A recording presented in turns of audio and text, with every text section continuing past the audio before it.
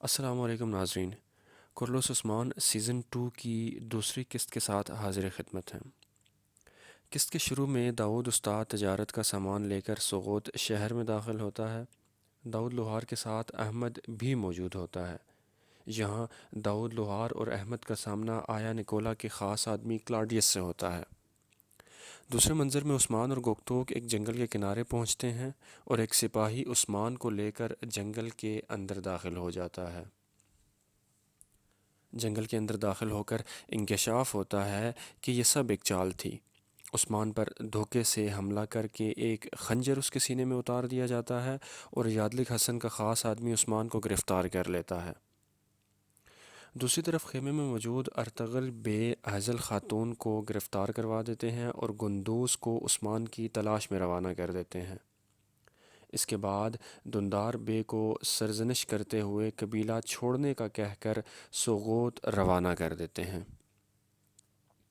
دوسری طرف عثمان خود پر حملہ کرنے والے شخص کو قتل کر کے بھاگ نکلتا ہے اور گوگتوک کو گرفتار کر لیا جاتا ہے۔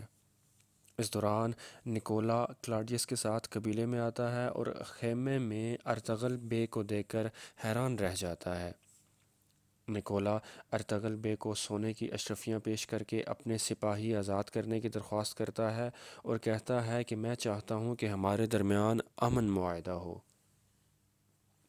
گونچا خاتون سغوت میں تجارت کا سامان لے کر جاتی ہے تو پتہ چلتا ہے کہ بازار کی ہر دکان میں مردہ چوہے پائے گئے ہیں اور پھر پورے بازار میں چوہے بھاگتے دکھائی دیتے ہیں۔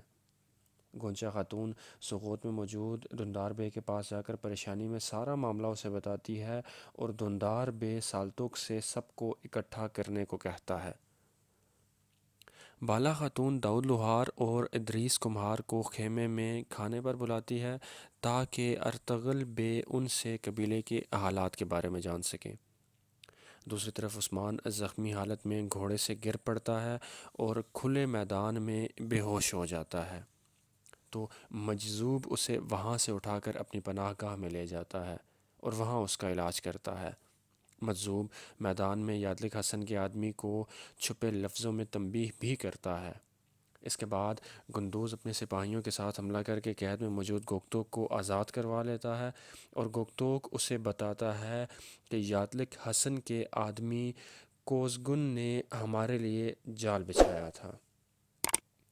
عثمان مجذوب کے غار سے نکل کر قبیلے جانے کے لیے اٹھتا ہے تو مجذوب اسے یہ کہہ کر روک لیتا ہے کہ پہلے طاقت حاصل کرو پھر قبیلے جانا۔ اس دوران نکولا اناگول کے لوگوں کو اکٹھا کر کے کہتا ہے کہ یہ زمینیں ہماری ہیں اور ہم ان کے اصل مالک ہیں۔ اس سب کے دوران ارطغرل بے اور سفید داڑھی والوں کے سربراہ کے دوران ایک ملاقات ہوتی ہے اور وہ ارطغرل بے سے پوچھتے ہیں کہ آپ کا ساؤچی کے بارے میں کیا خیال ہے۔ ارطغرل بے کہتے ہیں کہ میرے 3 بیٹے ہیں اور ساؤچی انہی میں سے ایک ہے، اور یہ کہ ساؤچی عثمان سے زیادہ تیز اور چوکس ہے اور سرداری کے لیے ہمیں ان کے درمیان ایک امتحان کی ضرورت ہے۔ اس پر سفید داڑھی والے ارطغرل بے سے کہتے ہیں کہ آج ہم یہاں ہیں تو کل یہاں نہیں ہوں گے، آپ امتحان لینے کی تیاری کریں۔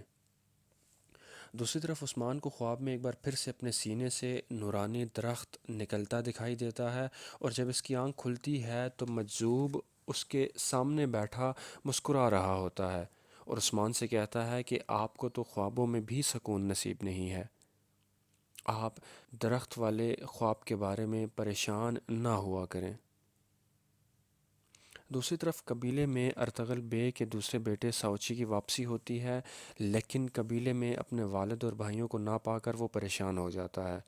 اس کے بعد عثمان اور مجذوب دونوں جنگل سے گزرتے دکھائی دیتے ہیں۔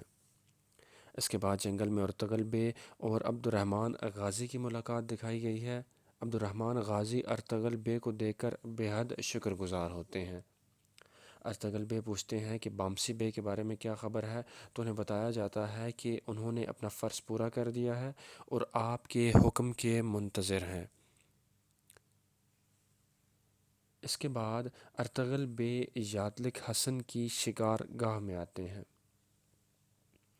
ساؤچی اس کی اہلیہ اور بالا خاتون خیمے میں موجود ہوتے ہیں۔ اس دوران ذوالفقار درویش خیمے میں داخل ہوتا ہے اور بالا خاتون کو کوئی پیغام پہنچاتا ہے۔ بالا خاتون وہ پیغام ساوچی کے ہاتھ میں پکڑاتی ہے۔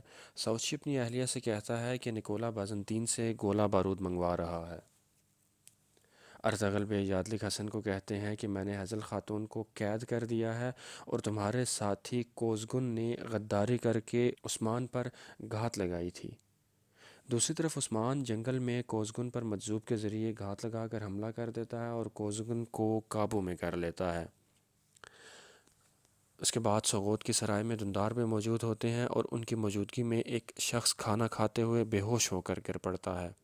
دوسری طرف سوغوت کی سرائے میں دندار بے موجود ہوتے ہیں اور ان کی موجودگی میں ایک شخص کھانا کھاتے ہوئے بے ہوش ہو کر گر پڑتا ہے۔ دوسری طرف ساوچی گھات لگا کر اناگول کی طرف آنے والے بارود پر قبضہ کر لیتا ہے۔ اس دوران سوغوت میں وبا پھیل جاتی ہے اور لوگ گر گر کر بے ہوش ہونا شروع ہو جاتے ہیں۔